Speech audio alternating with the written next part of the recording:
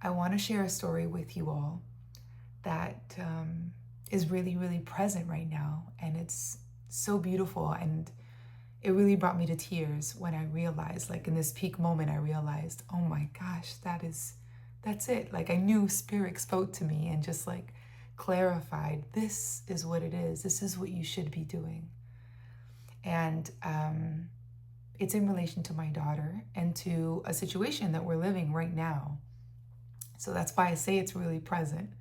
And I want to share it if it can be helpful to anybody. And I'm really just speaking from where I'm at right now. So before I start to tell the story, I just want to sort of preface this with, let me introduce myself. I'm Stefania. And so if you're here, welcome.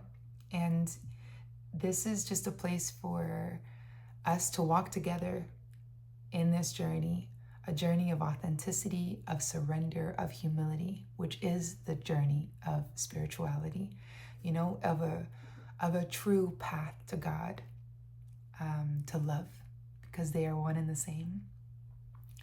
And so today's story is really looking at the mother role, right? Because in this script and in this life, in this experience, I am a mother of a young child.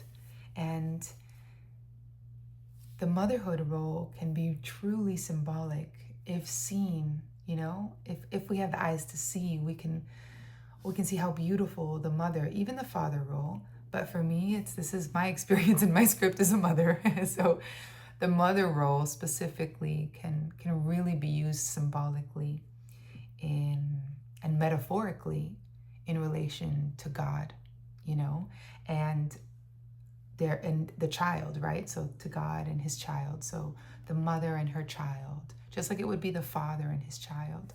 But really it's this beautiful symbol of this love. And so this is a theme that I'm going to bring up more and more and share more deeply into, and insights and things that I know that I've done and chosen and been led in my path as a parent. And if that could be helpful for anybody, like today's story, that's what I'm going to do. So bringing in the motherhood aspect, right, into self-discovery, into spirituality, into the unbecoming, the deconstruction of all the things we thought we were, right? And really humbling our hearts and our minds and taking a step back and letting ourselves be led. And so this brings me to the story of where we find ourselves now, which is looking for a place. And we're in Miami. We're looking for a place to live. And it's very,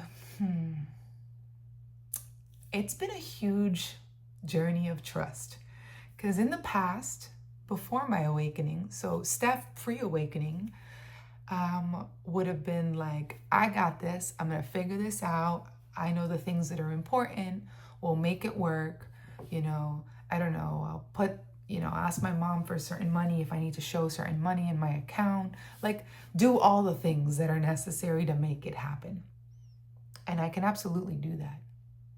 But since I've entered in my path, a really big, deep prayer of mine, right? Deep desire is to be led, is to be shown that I'm not alone, is to be guided. And I've had continuous affirmations, confirmations of that since my awakening. There is no doubt in my mind. So it's like, I cannot function any other way now.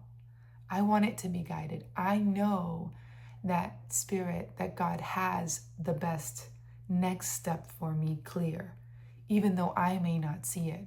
And so it is a call to deeper trust.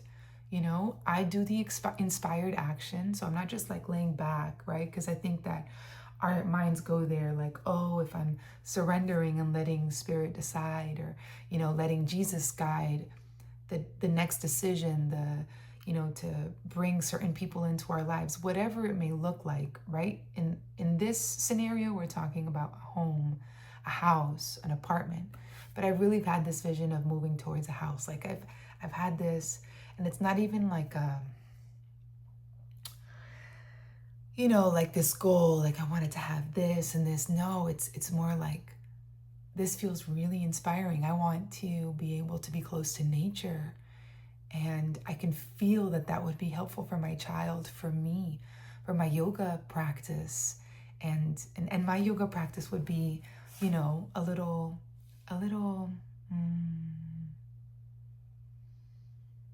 what's the word I'm looking for? A little revamped, right? A little reframed, retranslated, as the Spirit always does, including my musical Spirit remix, which, by the way, I do musical Spirit remixes. That's part of the things that I've been inspired to do since my awakening. So you can definitely check them out on my page. Channeled message in a song, sometimes a rewrite of a popular song, and I just share it from the heart. So if you want to see what that sounds like, check out any of those songs, leave a comment, let me know what you think. But back to the story about deep trust and moving and finding a place to live.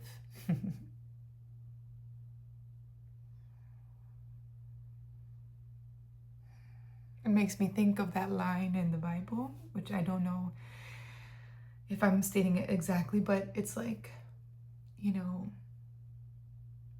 Jesus says something towards like, look at the lilies of the field, or the flowers in the field, that they don't toil and think about tomorrow and what they're going to wear or what they're going to, and so he's really talking about how we're taken care of.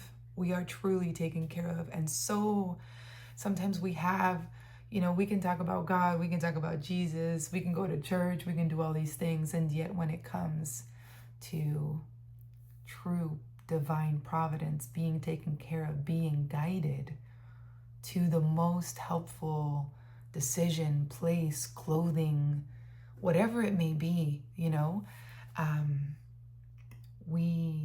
we take charge. We don't believe that could be taken care of. That's like a really, really deep, and I can attest to it, right? Like it is a deep fear, that we're gonna end up homeless, that we're gonna, not have something to eat the next day, that, we're responsible. If we have children, we're responsible for their health and their well-being, and all these things that can become really heavy and actually can block us, right? These are other doubts and beliefs that come up and can block us from receiving the guidance of where to act next, what to go towards, who to open up to, whatever it may be. So this is all to say that this is where we're at. I've pretty much been looking for the last couple of months. I knew I was guided to come into my sister's place for a while I could save up and help her out. I didn't intentionally move out of my place. When it was time to renew the lease, there was mold discovered and things in the walls, and it just became, I was actually asking if I should, asking God, should I renew this lease? Because it felt good to be there. I could stay. It was pretty central, and we were already used to it. But it was clear that it wasn't for me to stay there. And by then I still didn't even know that my sister was going to have availability, because she got called to work abroad for like more than 3 months or whatever. And it just worked out. Yeah. And now I'm actually almost 5 months into being here, which has been wonderful, has been great to come together. But then I find myself in the same spot, and I haven't really stopped in the last couple of months looking. And it's just like, I feel like I'm in the unknown, and I know what I'm inspired to find. And I have these fears of like, oh my God, is it going to come to the end of the, we have till March or whatever. And am I pushing it? And like, there's this voice in me who's like, stay steady. I got this. We got this. Don't let the senses and the things of the world confuse you from what I'm doing here in your life. Don't be fooled. Don't be fooled by the things you see. Don't be fooled by the thoughts that come in your mind. And so like that is the practice for me. It's been really, really active. It is at the forefront. Yeah, like my daughter's schooling is one, and then which are both intertwined. And then where am I going to live?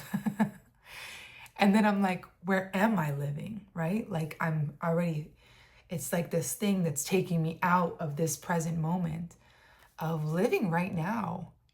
And what's interesting is that like we think, oh, but if you just live right now, then you forget about this, right? Like maybe we can get thoughts like that, like, oh, but you do have to think about it. You have to plan, you have to.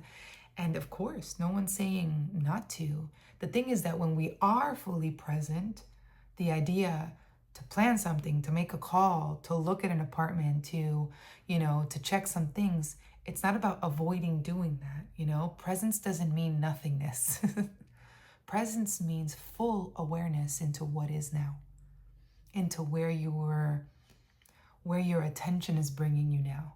Whether your attention is watching what's coming in from the mind, or your attention's literally what's right in front of you. And then you may have this like urge to like, oh, let me check some apartments out, and that then becomes where your presence goes into. The presence doesn't have to stop. And yeah, I just wanted to clarify that because I feel like sometimes we may have this idea that presence practice or like being in the moment means, woohoo, YOLO. And I'm not doing anything no, it's just like, it's trusting that the thoughts and the things that need to unfold and you will need to do will be inspired and nudged and shown to you, whether they come up actually in your life because someone tells you, or because the thought comes up and it feels like, that's the next thing to do. Not in a fearful way, like, oh no, if you don't do this, you're gonna be homeless. That we know where that thought's coming from, right? That's from the egoic side of our mind, right? Which is not the truth of who we are. And then we have the spirit mind who's saying, rest, stay here with me. Yeah? See your brothers as who they truly are. See yourself. Like, come into this moment. Be present into what this is now. And that's what the Course in Miracles calls the holy instant. So all of this is to say, because I build this up because these are the practices. Like this presence practice was a big part of like, boom, bringing me back into the now. Like getting caught up, like, oh, I feel inspired to look at apartments, and then I do calls and maybe set up some things. But then like at nighttime, I'm looking at more apartments, and I can't close my eyes, and I'm like really tired, but I feel like I'm gonna miss on something. Two very different energies, two very different points of like sources that have pushed me into action, right? One has come from a place of fear, and the other one has come from a place of inspiration. And so I want to bring that here because that's the distinction I'm making all the time as I'm being guided, as I'm allowing myself to trust this process. Yeah, and that the places I've seen just haven't been for me. And the ones that I've said like, okay, yes to, then something is off, and then or they ask for an amount of money that's just not viable right now. Or it's, like whatever it might be, there's different things that come up and they don't go through. And really deep down inside, there's something in me that I just haven't felt a real yes, full yes to. And so if there's anything I've learned on this journey of guidance and discernment is that if it's not a full yes, then it's most probably a no. If it's not a full yes, then it's most probably a no. If it's like, yeah, this is nice. Yeah, I like this part. This is a little like weird, but I could do this. We could do this. That's kind of like the energy of a lot of the places I've been. Oh, this is so nice. It's really nice neighborhood. But the owner's a little, I don't know. Like I can see her in her as a child of God, and yet feel, not because of her particularly just feel that something is not a yes there. And so,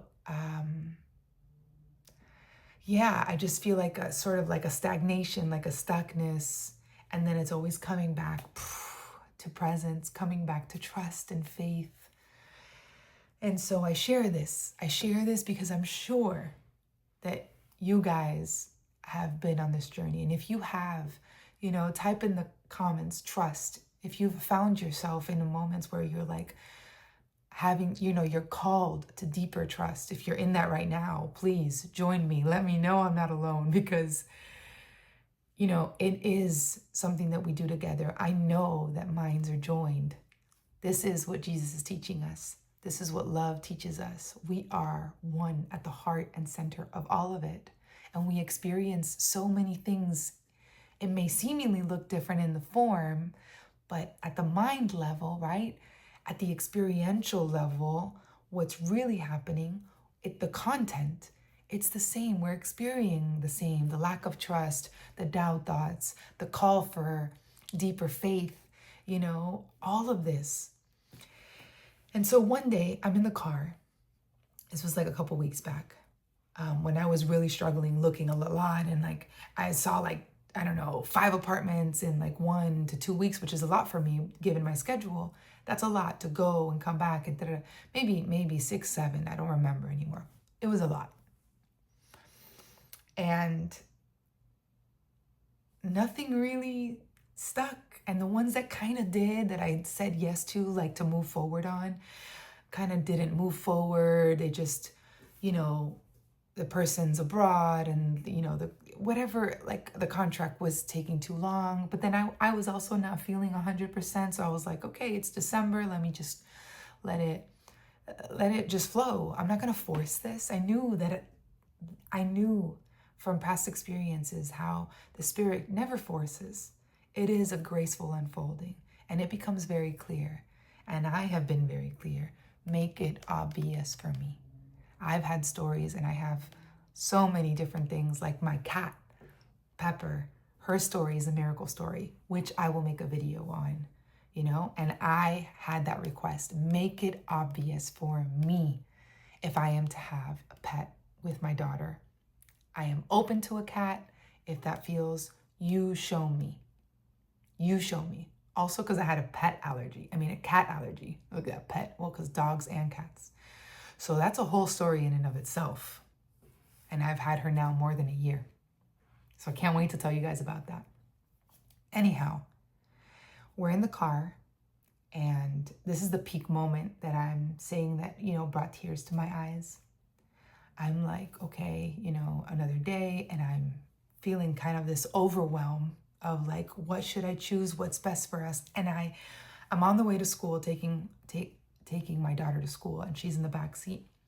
And I feel this urge to ask her opinion about the 2 places that we like the most, or the 2 or 3 places that we saw in the last couple of days, and which one she felt, and pretty much all of them. She was like, I like this. Sometimes she's like, no, Mom, something is off or whatever. But, kids are pretty clear with that kind of stuff. But as I'm about to ask her, I realized how this is not even an issue for her. She's not even thinking about where we're going to move next. And she knows that we're going to move.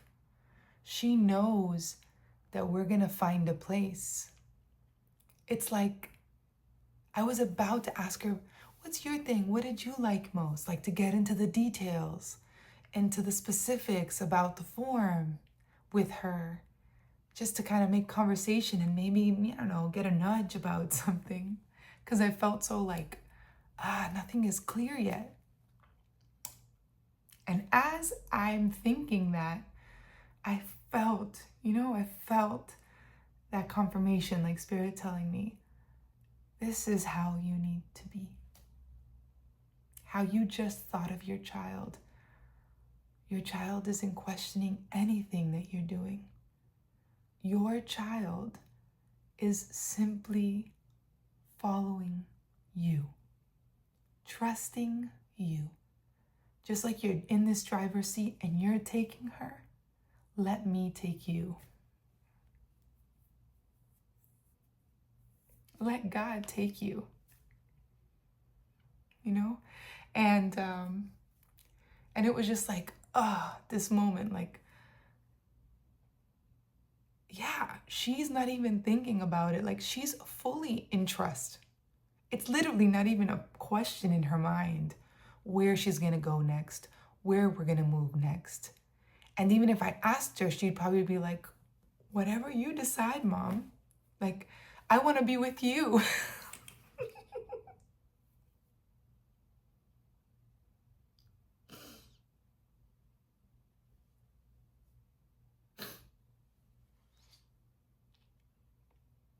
That's what she would say.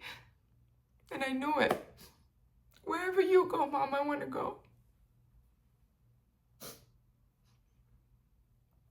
And it goes to show that that's all we need. That's all we need to know. God, wherever you go, wherever you want me to go, that's where I will go. You know, I will follow you because I know you know what's in my best interest. I know you know I am here to serve. I am here to,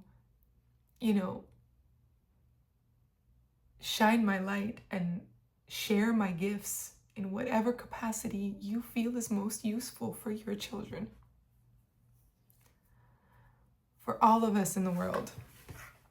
And how am I to know where that is next? And so,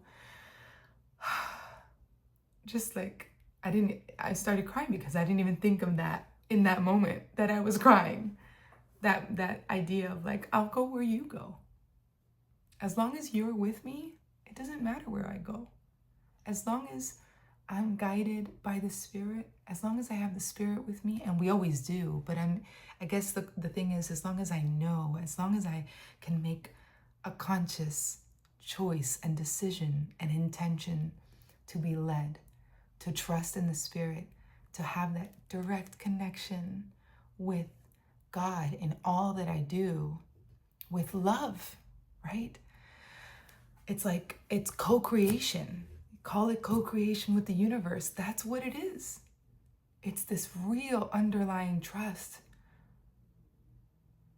And like, I'm getting the urge to say it's real manifestation. It's not putting what I want. It's resting back and allowing, trusting what is for me, what is truly abundantly for me to show up for me. And I can't see it yet, just like my daughter can't, but I need to have her mind, her heart. And can't we all have that, right? Like, her mind of like just being clueless and knowing.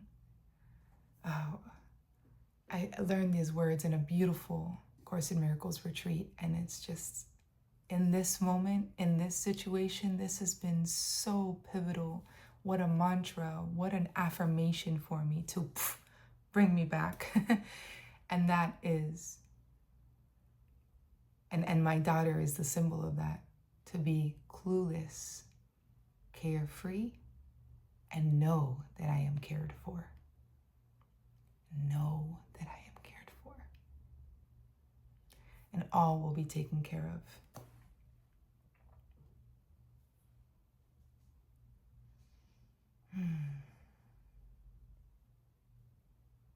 It's like the Lord is my shepherd, right?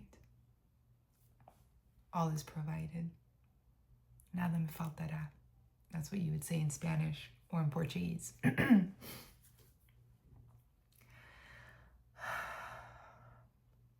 So that was really my lesson, to like come back. Yes, I don't know where I'm going next. Stay clueless. Stay open. And yes, you're gonna look at properties. Yes, you're going to maybe share with a friend. Share it on here. I didn't think I was gonna be sharing this at all. Like, this wasn't something that was part of my themes or things that I was getting inspired to share. And yet it came up. I started a video and then this theme was like, like it came to the forefront, and I was like, no, let me share this, because this story about my daughter, and realizing just she represents all children, that they're not thinking of all that stuff. And it's a gift not to have all the logistical and all the details and all the stuff, because that in itself, if we are not wise and we don't know what it's truly doing, which is distract us from being at the center, from being connected, from that divine union, that guidance that's going to free us, that's going to lead us to the next best thing, even if, whether it's a book signing, a friendship, a house, it's like in the form. The Spirit can meet you anywhere. It will meet you wherever you are, whatever you believe in. If you're an atheist, if you're an atheist, the Spirit will meet you in atheism, because it's not about the terminology. Yes, I use God. Yes, I use Jesus, but these are all terms. These are all terms. It's about the experience of love. It is about the experience of knowing that there is more to what is here. And that more is unboundingly forever guiding us back to our truth, back to joy, back to happiness. And through our small, limited experiences here, like the things that we have to do, like these moves or whatever, we're being guided. It'll meet us. And if we're willing to see the signs, put it together, open our hearts and receive, we can be surprised, but we will get resistance. The ego will come back with doubt thoughts, with what do I do? Time's running out. I'm going to be left. All the taka. It's going to come up. And it has for me. And it's all about coming back to that center, to that trust, to that state of being cared for, carefree, and clueless, like all children. Let us remember to be like children and allow ourselves to be guided. It doesn't take away from our adulting.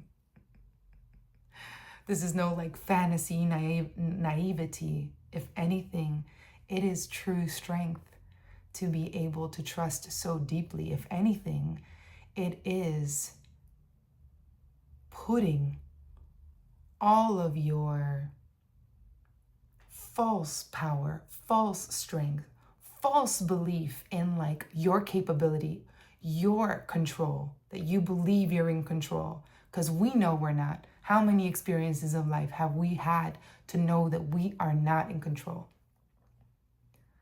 We truly aren't.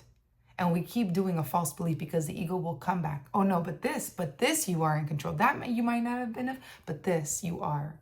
And it goes again, and it's just a continuous trap. No. Let the wheel be taken. We're here to trust. And when we trust, the call is, what I'm learning is to trust deeper, surrender deeper, again, lower, deeper, bigger. So this is a call to surrender bigger.